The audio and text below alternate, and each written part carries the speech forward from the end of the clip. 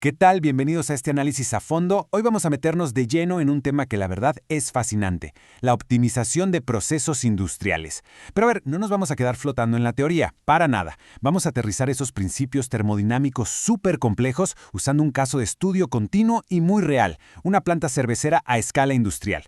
O sea, el objetivo hoy es entender exactamente cómo la ingeniería y la física hacen equipo para transformar materias primas en ese producto final, controlando cada gota y cada grado de temperatura. Así que arranquemos. Fíjense bien en esta frase. No se puede optimizar aquello que no se mide correctamente. Esta es literalmente la base de toda la ingeniería de procesos y nuestra tesis central de hoy. Y tiene todo el sentido del mundo, ¿no? Porque si no sabemos con exactitud cuánta agua, cuánta malta o cuánta energía está entrando al sistema, bueno, es matemáticamente imposible mejorar la rentabilidad de la planta. La precisión aquí no es un lujo que nos damos cuando sobra presupuesto, es el punto de partida absoluto de cualquier operación. Bueno, para trazar nuestra ruta de hoy vamos a ir de lo macro a lo micro. Empezaremos con las variables críticas de la cervecería, luego pasaremos a los balances de masa operacionales, de ahí saltaremos a la energía y eficiencia térmica, y vamos a cerrar con la termodinámica del flujo industrial. Entonces, sección 1. Variables críticas en una cervecería. Vamos a identificar esos números, esas métricas fundamentales que dictan el comportamiento físico y químico de toda la instalación.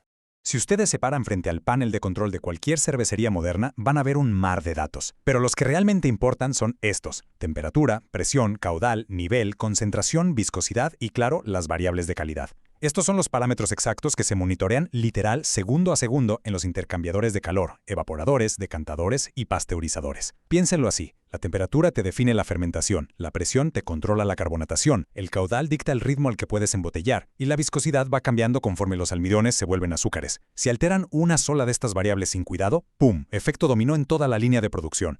Pasamos a la sección 2, balances de masa operacionales. Aquí es donde bajamos al mundo físico y tangible, aplicando la famosa ley de conservación de la materia directo al proceso cervecero.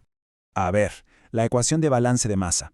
Entradas iguales a salidas más acumulación. Suena súper simple, ¿verdad? Pero créanme, es la columna vertebral de cualquier diseño industrial.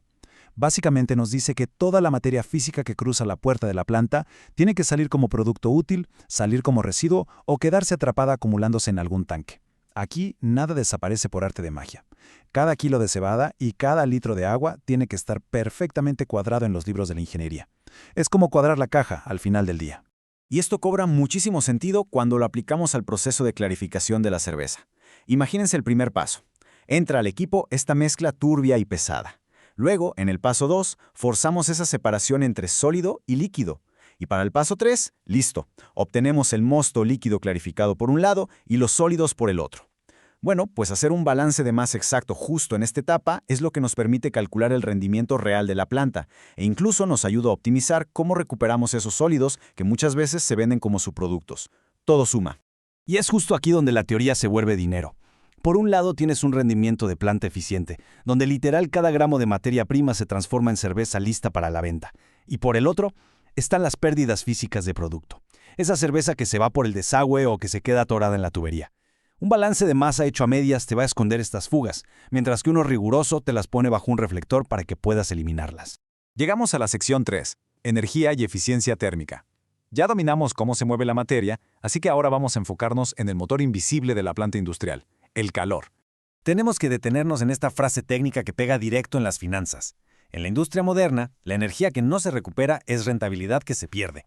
Hace unas décadas, calentar fluidos y luego dejarlos enfriar al aire libre era una práctica súper normal. Hoy eso es imperdonable. La ineficiencia térmica sale carísima. El vapor cuesta dinero, la refrigeración cuesta dinero. Si tú no capturas el calor de un proceso y lo reciclas en otra parte de la fábrica, los costos operativos se te van por los cielos de inmediato. Entonces vamos a desmenuzar la ecuación de energía térmica. Q representa el calor o la energía total necesaria. Y eso es igual a la masa del fluido multiplicada por su calor específico, que básicamente es la capacidad del fluido para absorber calor, multiplicada por delta T, que es tu cambio de temperatura deseado. En nuestra cervecería, esta formulita está directamente conectada a la cantidad de vapor que consumen las calderas. Imagínense los altísimos costos energéticos de llevar miles de litros de mosto frío hasta el punto de ebullición. Es brutal. La diferencia entre aprovechar esa energía útil o sumar pérdidas térmicas es donde interviene la ingeniería moderna. Equipos como los pasteurizadores y los intercambiadores de calor están diseñados milimétricamente para exprimir hasta el último joule de energía.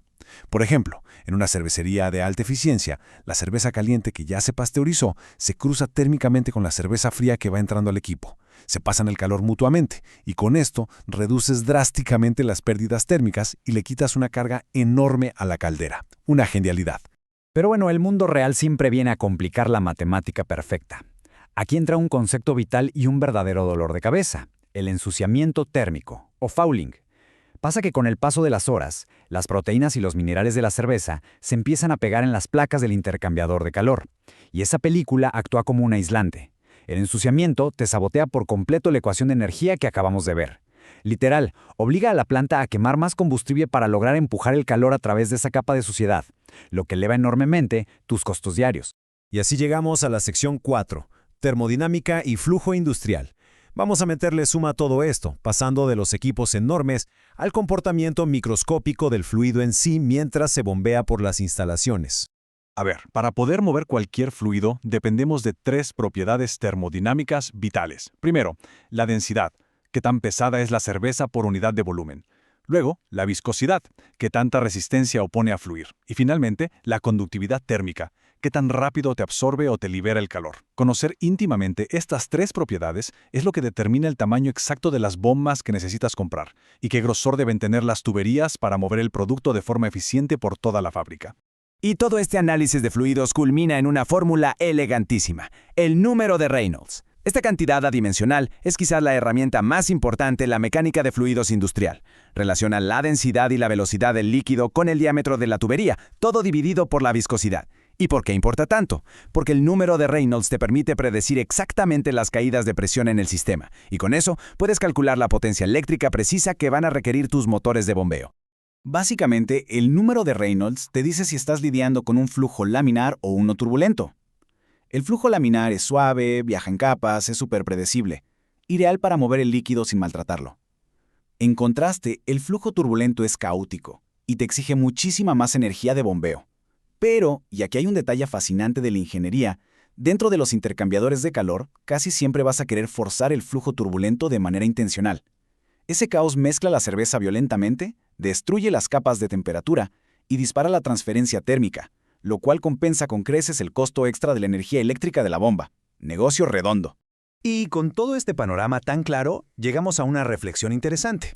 Ya vimos que por la fricción de los fluidos, las caídas de presión y el inevitable ensuciamiento térmico, la eficiencia del 100% es termodinámicamente imposible. No se puede. Pero la búsqueda por optimizar sigue adelante. Entonces, ¿cómo le van a hacer los futuros expertos para empujar los límites de la recuperación energética o el diseño de materiales y acercarse cada vez más a esa perfección industrial? Es un reto gigantesco que nos invita a pensar más allá de las fórmulas de siempre. Ha sido un placer acompañarlos en este clavado profundo a la física de la optimización industrial. ¡A seguir aprendiendo!